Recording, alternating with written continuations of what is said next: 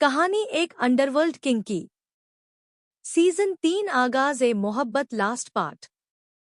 Hello guys, कैसे हैं आप सब? आई थिंक सब ठीक होंगे।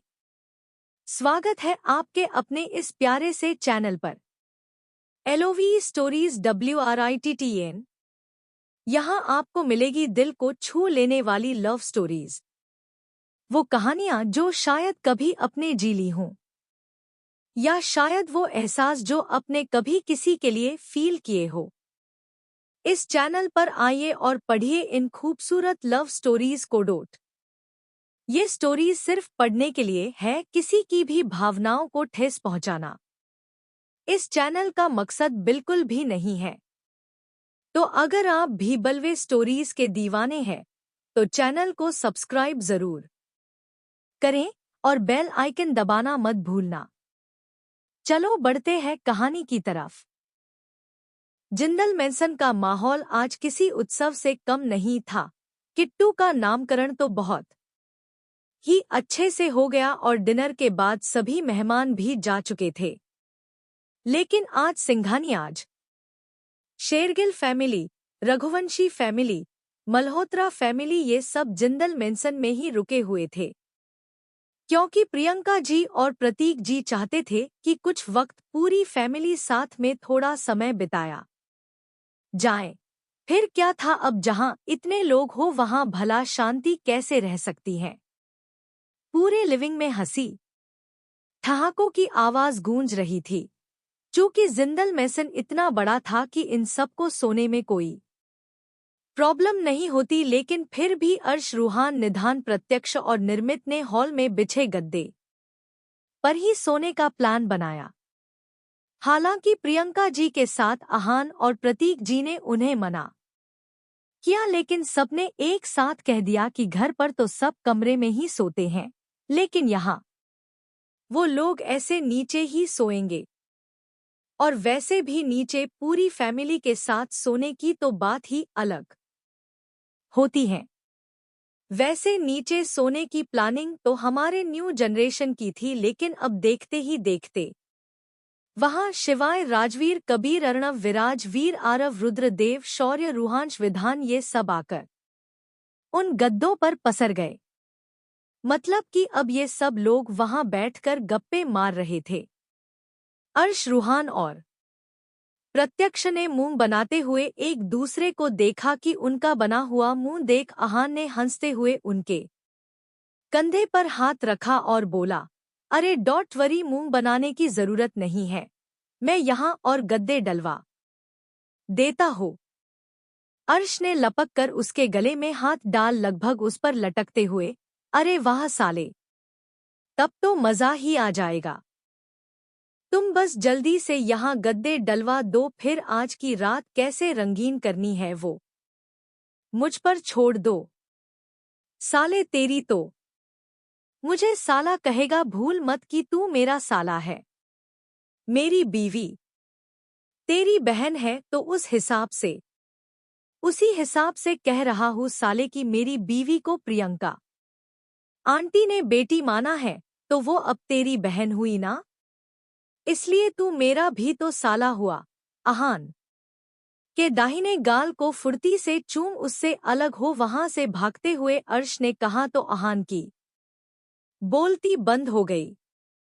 उसे समझ आया कि बात तो सही है, लेकिन अगले ही पल जैसे ही उसे याद आया कि अभी अभी अर्श ने क्या किया, उसकी आंखें गुस्से से लाल हो गई। अर्श को पकड़ने के लिए उसके पीछे भागते आहान चिल्लाया, अर्श के बच्चे, तेरी हिम्मत कैसे हुई मेरी रोजपिटल्स का हक छीनने की? साले, तू मुझे गीली गीली किस्सी देकर गया है ना, अभी तुझे बताता हूँ कि मेरी बीवी का हक छीनने का अंजाम क्या होता है। सरू सरू, बचा ले अपने इस भाई को, तेरे मोहब्बत में पगलाया तेरा ये पति पागल कुत्ते की तरह मेरे पीछे पड़ा है। पूरे लिविंग में इधर से उधर भागते हुए अर्श ने चिल्लाते हुए कहा। अब तक सब जो अपने में मगन थे उसकी आवाज सुन सबकी नजर उन दोनों के तरफ घूम गई। अपने बेटे को इस तरह सोफे पर कूदते फांदते देख देव के साथ साथ वीर ने भी अपना सिर पिट लिया। आहान पिलो उठाकर आगे दौड़ रहे अर्श की तरफ फेंकते हुए, खबरदार साले, जो मेरी बीवी को इन सब में बुलाया तो तू रुक, अभी तुझे बताता हूँ। और ये कुत्ते से कंपैरिजन किसकी कर रहा है? आज तुझे छोड़ूंगा नहीं। पहले पकड़ तो लो साले साहब, फिर बताना जो बताना हो, मैं पूरे इत्मीनान से सुनूंगा। अर्श भागते हुए वीर के पीछे आकर खड़ा हुआ कि आहान आगे से उसे पकड़ने की कोशिश करते हुए बोला, बड़े पापा आप बीच में मत आइए, ये मेरे और इसके बीच की बात है। नहीं नानू, आप बीच में से नहीं हटेंगे। आपको नहीं पता आपका ये दामाद मुझे किस नजर से देखता है। कहते हुए अर्श ने आहान को देख आइविंग कर दिया। वहीं उसकी बातों का मतलब समझते ही वीर के साथ साथ आहान की आंखें फटी की फटी रह गई। वीर ने आंखें छोटी छोटी कर आहान को घुरा कि आहान सकपकाते हुए, बड़े पापा ये झूठ बोल रहा है, मैं ऐसा वैसा लड़का नहीं हूँ, आप तो जानते हैं ना मुझे। आपसे थोड़ा हंसी मजाक कर लेता हूँ, लेकिन इसके साथ गुलू गुलू याक। छी, मेरे इतने बुरे दिन भी नहीं आए हैं अभी। इतनी खूबसूरत बीवी है मेरी, और अब तो एक बच्चे का बाप भी बन गया हूँ। क्या इतना काफी नहीं है आपको मुझ पर ट्रस्ट करने के लिए? अपनी बात कहकर आहान बड़ी ही मासूमियत से वीर के कुछ बोलने का वेट करने लगा, लेकिन उसे कुछ देर घूरने के बाद वीर ने बड़ी ही सफाई से उसे इग्नोर किया और उन दोनों के बीच से निकल वहां से जाते हुए बोला, मुझे सब पता है कौन कैसा है और कैसा नहीं। ये बाल मैंने धूप में सफेद नहीं कर रखा है। वीर के वहां से जाते ही आहान जैसे ही अर्श की तरफ लपका कि वीर पीछे देख तेज आवाज में, सरू अच्छा हुआ तू आ गई, रोजपिटल्स तुम। कहते हुए आहान पीछे पलटा कि सामने किसी को न देख उसकी बोलती बंद हो गई। उतनी ही फुर्ती से अब वो दोबारा पीछे मुड़ा तो वीर वहां से जा चुका था। अब उसे समझ में आया कि वीर ने उसका मोये मोये कर दिया। कुछ देर बाद जिंदल मेसन के बड़े से हॉल में इस वक्त जमावड़ा लगा हुआ था। एक तरफ सभी जेंट्स लोग बैठ थे तो दूसरी तरफ हमारी महिला ग्रुप बैठी थी। हंसी ठिठोली से पूरा लिविंग गूंज रहा था। सब अपने अपने प्यार के किस्से सुना रहे थे कि तभी अर्श बीच में कूदते हुए, ओके ओके, तो हम सबने आप सबके प्रेम के किस्से सुन लिए, क्यों ना अब कुछ मजेदार हो जाएं। सभी जेंट्स के साथ लेडीज ने भी सवालिया नजरों से उसे देखा तो अर्श ने बीच में हाथ पांव चलाते किट्टू को गोद में उठाया और उसके गालों को चूमते हुए बोला, मेरा मतलब है कि अब आप सबको एक टास्क दिया जाएगा जिसमें आप सबको अपनी अपनी बीवी के लिए कुछ गाना होगा, मतलब कि अपने प्यार से रिलेटेड। क्या कहते हैं, सब हो जाए। रूहान प्रत्यक्ष निर्मित निधान के साथ हमारे सीनियर सिटीजन ने भी अपनी अपनी पत्नियों को देखा और सबने एक साथ हाँ में सिर हिला दिया। फिर क्या था, अब सभी लेडीज एक्साइटेड होकर अपने अपने पार्टनर को देखने लगी।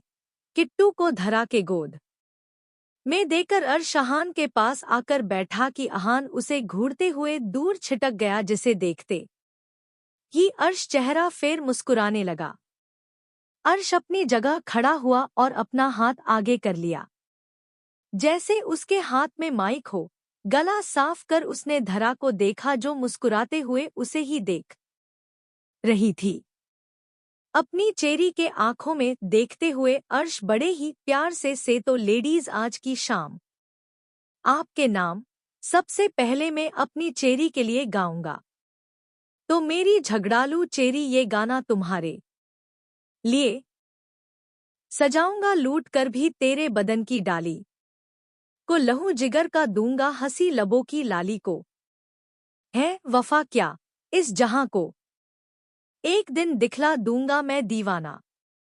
अर्श चलते हुए धरा के पास आया और उसके सामने अपना हाथ बढ़ा दिया।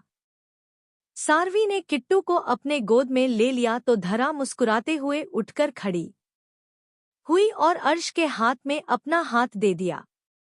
अर्श उसे गोल घुमाते हुए एक बार फिर गाने लगा। चुरा लिया है तुमने जो दिल को नजर नहीं चुराना सनम। अर्श जैसे ही चुप हुआ कि प्रत्यक्ष आहान रूहान ने जोरों से हूटिंग करना शुरू कर दिया। बाकी पूरा हॉल तालियों की गड़गड़ाहट से गूंज गया। माहिरा तो मारे खुशी से अपने बेटे की बलिया लेते नहीं थक रही थी। अर्श ने धरा को उसकी जगह बैठाया और पूरे एटीट्यूड से चलते हुए एक बार फिर आहान के पास आकर बैठ गया। आहान उसे घूरते हुए अपनी जगह से खड़ा हुआ और बालों में हाथ फेर सारवी के पास आया।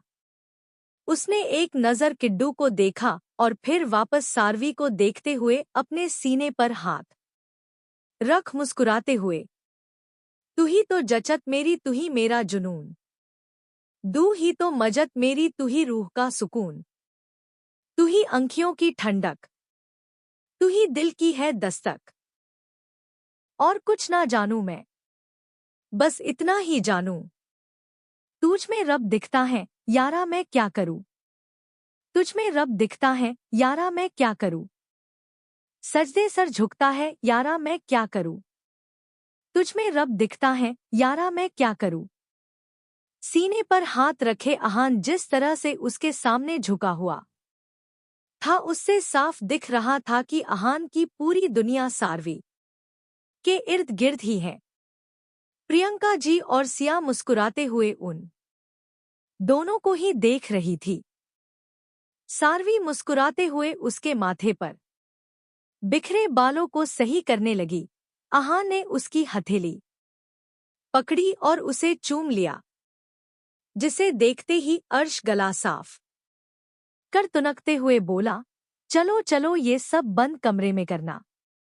साले साहब बाकी लोग भी लाइन में लगे हुए हैं। अर्श ने जिस अंदाज में ये सब कहा कि बाकी सबकी हंसी छूट गई। अर्श खुद भी हंसते हुए रूहान को आगे करते हुए, चलो बड़े भैया, दिखा दो आज कि आप मिश्का भाभी से कितना प्यार करते हैं। रूहान ने मुस्कुराते हुए मिश्का को देखा जो शर्माते हुए पलके झुकाकर बैठी थी, क्योंकि इतने लोगों के बीच रूहान का यूं खुद के लिए कुछ कहना उसे शर्माने पर मजबूर कर रहा था।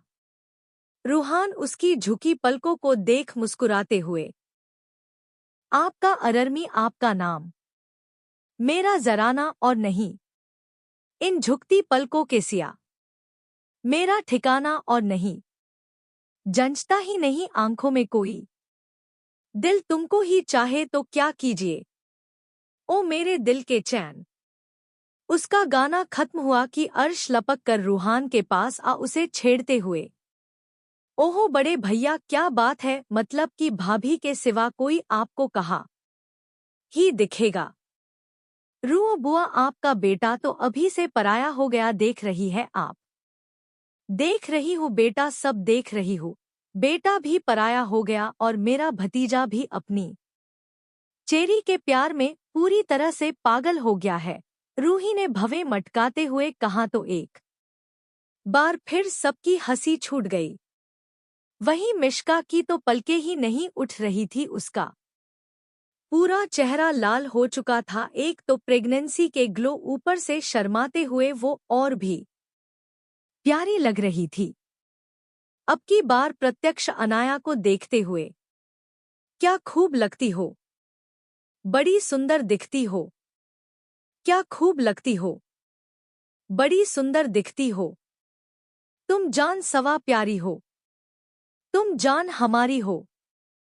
प्रत्यक्ष का गाना खत्म ही हुआ था कि श्रव्या सिटी बजाते हुए, अरे वाह जीजू आपकी आवाज तो एकदम कोयल जैसी सुरीली है, पर छोटी ननद जी बड़े नंदोई जी, कोयल कैसे हुए? मेरा मतलब है कि कोयल तो फीमेल है ना, और हमारे नंदोई जी का जेंडर मेल। तो इस हिसाब से तो नंदोई जी को कोयला कहा जाना चाहिए। चिप्स का पैकेट हाथ में पकड़े जन्नत ने चिप्स खाते हुए कहा तो एक पल को सब चुप हो गए, लेकिन अगले ही पल वहां दो लोगों के हंसने की आवाज आई, जो और कोई नहीं अनाया और आभा जी थी। दोनों अपना पेट पकड़े हंसे जा रही थी। दोनों को हंसते देख बाकी सबकी भी हंसी छूट गई। बीच में हाथ पांव चलाकर सबको टुकुर टुकुर देखता किट्टू भी बिना दांत के मुस्कुरा रहा था। निधान ने जन्नत के हाथ से चिप्स का पैकेट छीना और खुद खाने लगा। जन्नत ने बड़ी ही मासूमियत से आंखें टिमटिमाते हुए अनुषा की तरफ देखा, जैसे उससे शिकायत कर रही हो। उसका निधान की शिकायत करने का जो पैंतरा था, उसे देख अनुषा हंसने लगी। तभी निधान ने होठों को गोल करके जन्नत के चेहरे पर आए बालों को फूंक मार कर पीछे किया और गुनगुनाते हुए, तू ही तो बढ़ जाती है कीमत मौसम की, ये जो तेरी आंखें हैं शोला शबन की, यही मरना भी है मुझको, मुझे जीना भी यही है, महबूब मेरे, महबूब मेरे।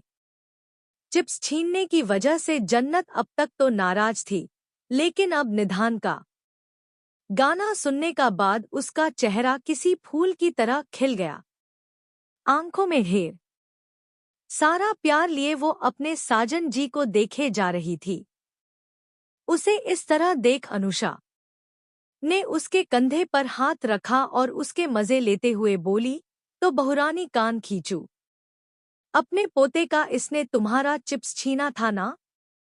नहीं नहीं दादी सासू माँ, इससे तो मेरे साजन जी के कान लाल हो जाएंगे और उन्हें दर्द भी होगा। रहने दीजिए, मैं ससुर जी से दूसरी चिप्स मंगवा लूंगी, क्योंकि अभी कुछ देर पहले उन्होंने ही मुझे ये दिया था।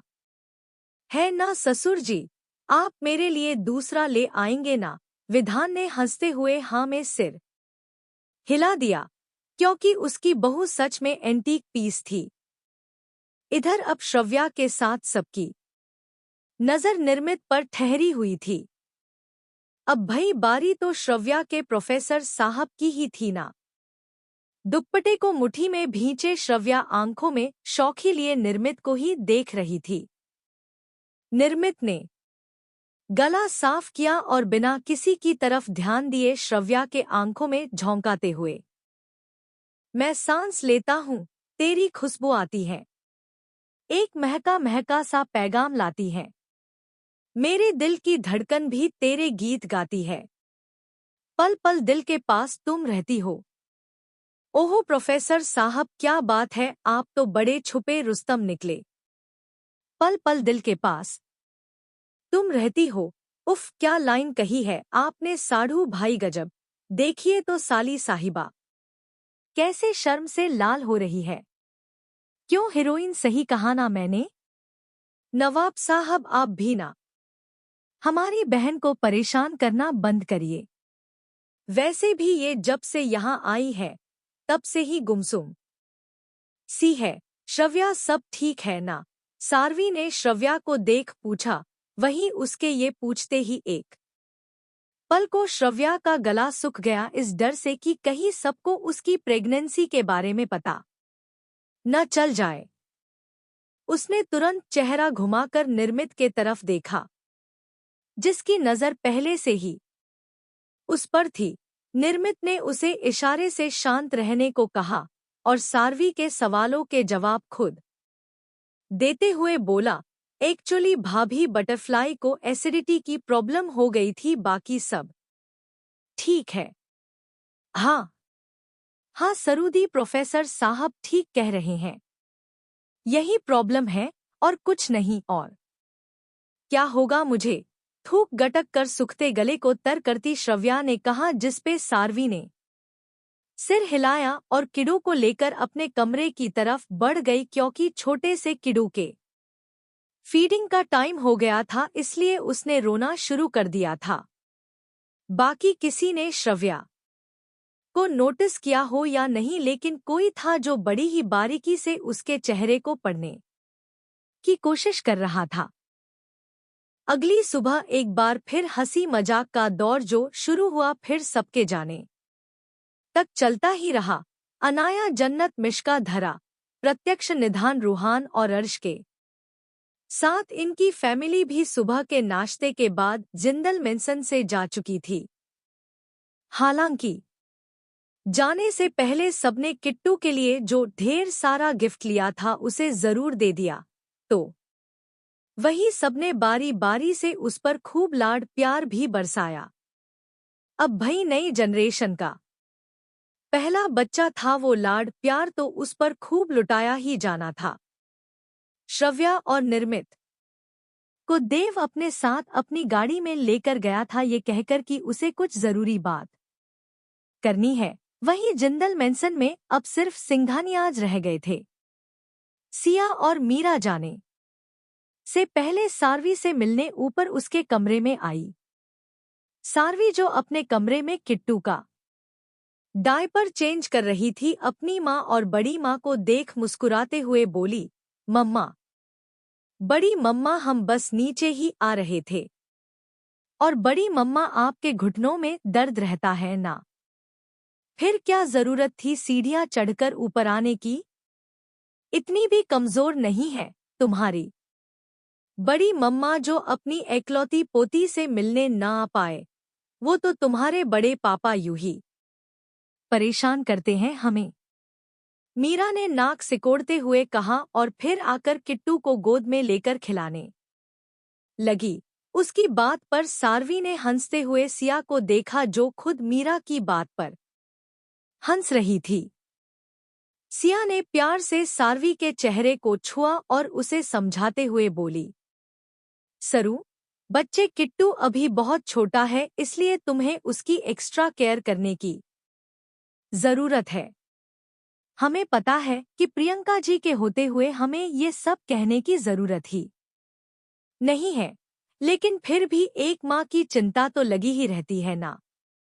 बाहर की हवा और अजनबियों की नज़र से उसे बचाकर रखना, क्योंकि बेबी की स्किन बहुत ही सेंसिटिव होती है। और हाँ, इन सब में आहान का और खुद का ध्यान रखना मत भूल जाना, समझी?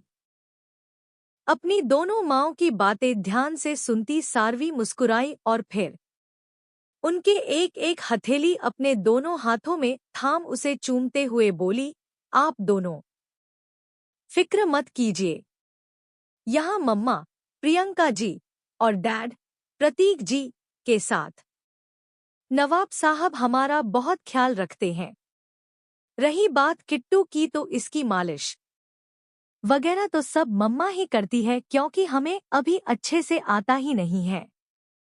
सारवी की बात सुन सिया और मीरा के चेहरे पर हंसी आ गई। उन्होंने किट्टू और फिर सारवी को ढेर सारा आशीर्वाद दिया और उसके साथ नीचे आ गई। रुद्र और वीर के साथ आहान, प्रतीक जी पहले ही बाहर गाड़ी के पास उनका इंतजार कर रहे थे।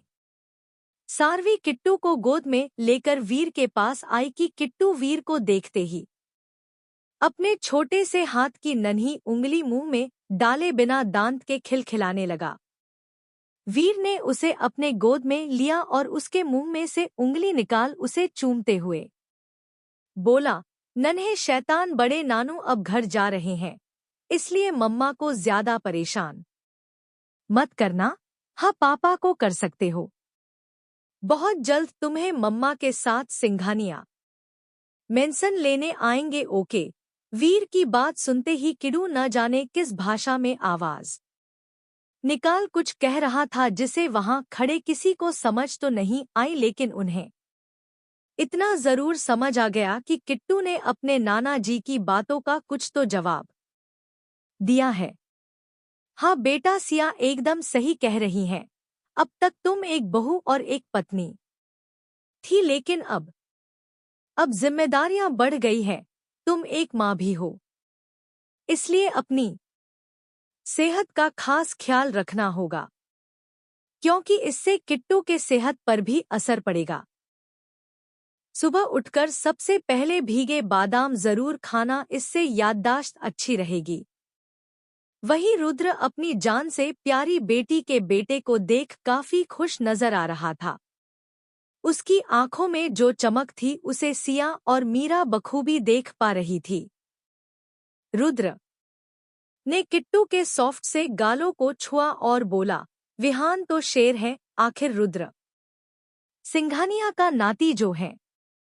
बस बेटा ऐसे ही अपनी सल्तनत सारवी की गोद पर कब्जा जमाए रखना, वरना तुम्हारी माँ को परेशान करने वाले यहाँ और भी लोग हैं। शरारती मुस्कान लिए रुद्र ने एक नजर आहान को देखते हुए कहा।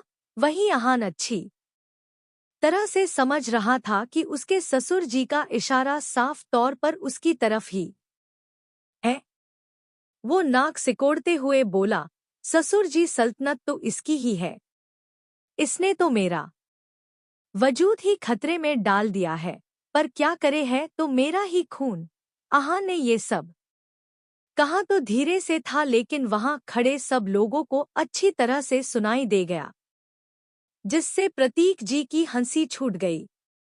रुद्र और वीर के साथ सिया और मीरा, प्रियंका जी और किट्टू के साथ बाकी सबसे मिलकर वहां से सिंघानिया मेडिसिन के लिए निकल गए। इधर ड्राइविंग सीट पर बैठा देव श्रव्या को चुपचाप सिर झुकाए बैठा देख रिव्यू मिरर से उसे देख बोला, श्रव्या क्या हुआ बच्चे, कुछ तो बताओ, तुम्हारे बड़े पापा तुम्हारे साथ है। बेटा तुम्हें किसी से डरने की जरूरत नहीं है, कहते हुए देव ने पैसेंजर सीट पर बैठे निर्मित को घूरते हुए देखा। उसे लग रहा था कि निर्मित ने जरूर उसकी बेटी को परेशान किया है, या फिर उनके बीच किसी बात को लेकर बहस हुई है, इसलिए श्रव्या इतनी गुमसुम सी है। वहीं निर्मित को जैसे उसके घूरने से कोई फर्क ही ना पड़ा हो, वो बड़े ही आराम से बैठा बाप और बेटी की बातें सुन रहा था। उसे पूरा यकीन था कि श्रव्या अब चाहे जिससे प्रेगनेंसी का सच छुपा ले, लेकिन अपने बड़े पापा से नो हो ही नहीं सकता। और उसकी बात सच भी हुई। दोनों हाथों की उंगलियां तोड़ मरोड़ करती श्रव्या, बड़े पापा गाड़ी रोकिए। क्या हुआ बेटा, गाड़ी क्यों रुकवा रही हो, कोई प्रॉब्लम है? बड़े पापा आप पहले गाड़ी रोकिए प्लीज, श्रव्या ने एक बार फिर कहा तो देव ने अगले ही पल साइड में गाड़ी रोक दी। अपनी तरफ का डोर खोल श्रव्या बाहर आई तो उसे देख देव और निर्मित भी बाहर आ गए। देव जैसे ही बाहर आया कि श्रव्या एक झटके से उसके गले लग गई। उसके इस हरकत पर देव ने हैरानी से दोनों हाथ बांधे गाड़ी से टिककर खड़े निर्मित को देखा। उसकी आंखों में छुपे सवालों को पढ़ निर्मित कंधे उचकाते हुए बोला, मैं कुछ नहीं बता सकता, आपकी बेटी ने मना किया है, मुझे बेहतर होगा कि वही बताए। श्रव्या क्या हुआ बेटा, देखो अब अगर तुमने कुछ नहीं बताया ना तो मैं अजित जी के पास कॉल कर रहा हूं अभी इसी वक्त। अपने सीने में सिमटी श्रव्या के बालों को सहलाते हुए देव ने बेचैनी से कहा। तो श्रव्या एक सांस में, बड़े पापा मैं प्रेग्नेंट हूँ, सबको जब ये बात पता चलेगी तो सब क्या सोचेंगे मेरे बारे में? मुझे बहुत शर्म आ रही है, बस इतना सुनना था कि देव की आंखें हैरानी से बाहर निकलने को हो गई। उसे समझ नहीं आ रहा था कि अब इस सिचुएशन में वो क्या करे। नाना बनने की खबर सुनकर खुश होया, फिर श्रव्या के हालत पर हंसे। वही सामने खड़ा निर्मित चेहरा फेर खुद को हंसने से रोक रहा था। गहरी सांस लेकर देव ने श्रव्या को खुद से अलग किया और उसका चेहरा दोनों हाथों में थाम उसके माथे को चूमते हुए बोला, पागल लड़की, कोई क्यों तुम्हारी हालत पर हंसेगा, उल्टा सब बहुत खुश होंगे। अव्या और शौर्य तो खुशी से पागल हो जाएंगे अगर तुम्हें यकीन ना हो तो अभी देख लेना तुम। देव ने झट से अपना फोन निकाला और शौर्य के पास कॉल लगा दिया।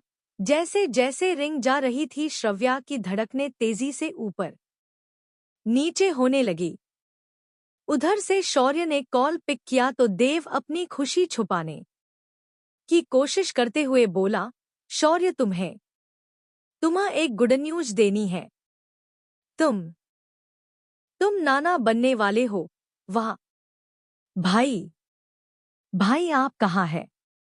क्या आप श्रव्या की बात कर रहे हैं? हम हमारी झल्ली सी श्रव्या अपनी जिंदगी के सबसे खूबसूरत स्टेज पर है। ओ माय गॉड भाई, मैं अभी वहां आता हूं।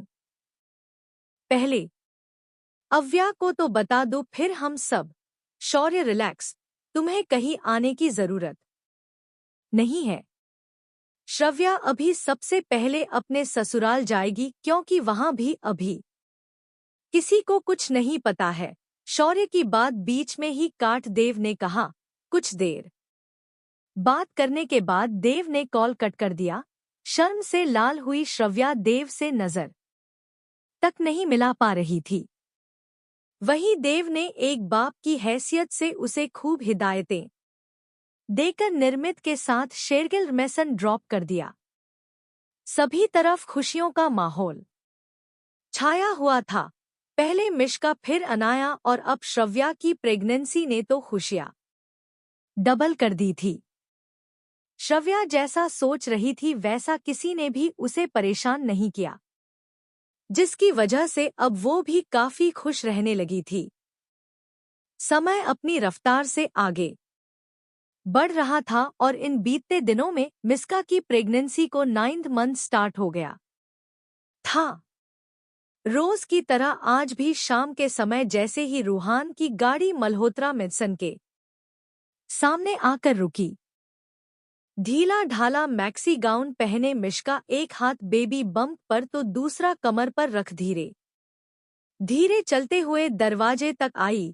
डोर बेल बजने से पहले ही उसने दरवाजा खोला और सामने रूहान को देख उसका चेहरा खिल गया। वहीं सामने खड़ी अपनी जानम को देख रूहान बाबू की तो दिन भर की सारी थकान फुर्र से कहीं गायब ही हो गई।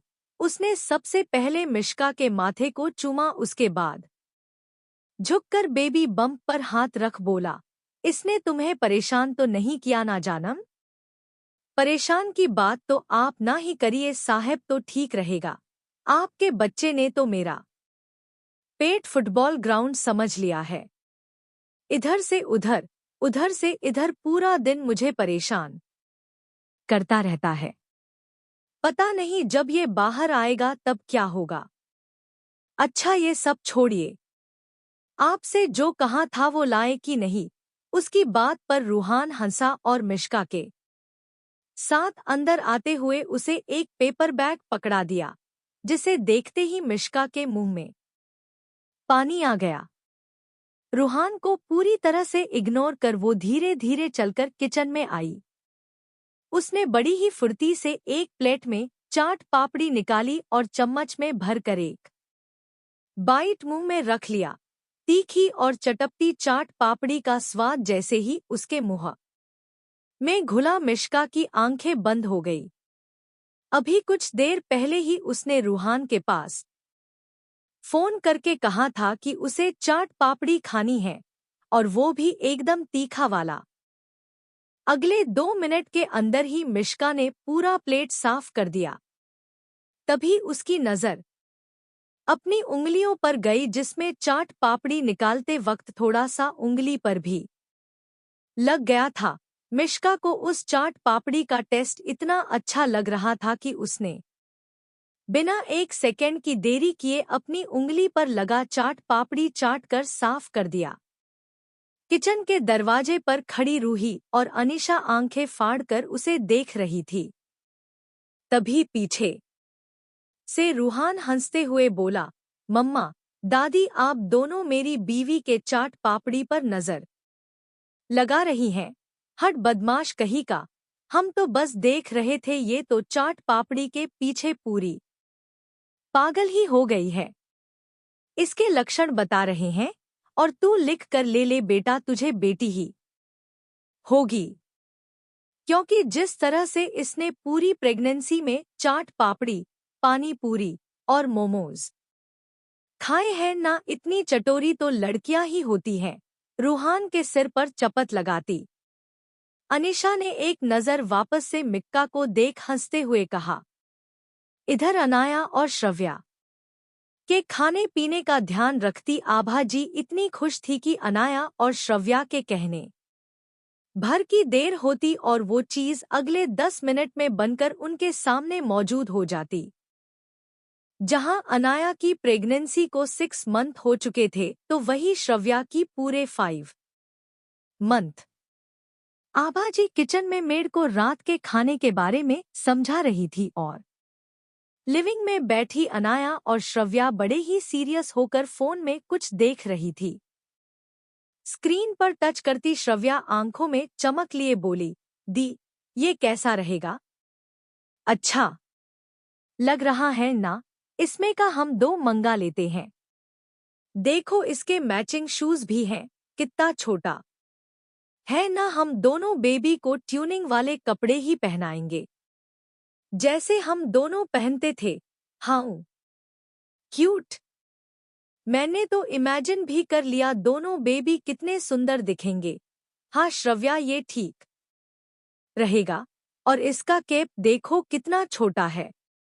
यही डन करते हैं, कहकर अनाया ने ऑनलाइन बेबी के लिए वो ड्रेस ऑर्डर कर दिया। दरअसल दोनों बहनें मिलकर दोनों बेबी के लिए ऑनलाइन कपड़े सेलेक्ट कर रही थी। दोनों खुद में इतनी मगन थी कि उन्हें पता ही नहीं चला कि कब से प्रत्यक्ष और निर्मित आकर उनके सामने बैठ एक टक उन दोनों को ही देख रहे हैं। ऐसा सिर्फ आज ही नहीं कई बार हुआ था कि दोनों बहनें बेबी के लिए आए दिन कुछ न कुछ ऑर्डर करती रहती थी और इन सब में प्रत्यक्ष और निर्मित को भी भूल जाती थी। प्रत्यक्ष ने निर्मित को देखा, जिसपे निर्मित ने कंधे उचका दिए, जैसे कह रहा हो इसमें मैं क्या कर सकता हूँ। साजन जी आपका काम कब खत्म होगा? बस थोड़ी देर और हेवन, तुम सो जाओ मैं आता हूँ। थोड़ी देर करके आप पिछले आधे घंटे से मेरी सौतन के साथ लगे हुए हैं, कहते हुए जन्नत ने निधान के लैपटॉप की तरफ इशारा किया।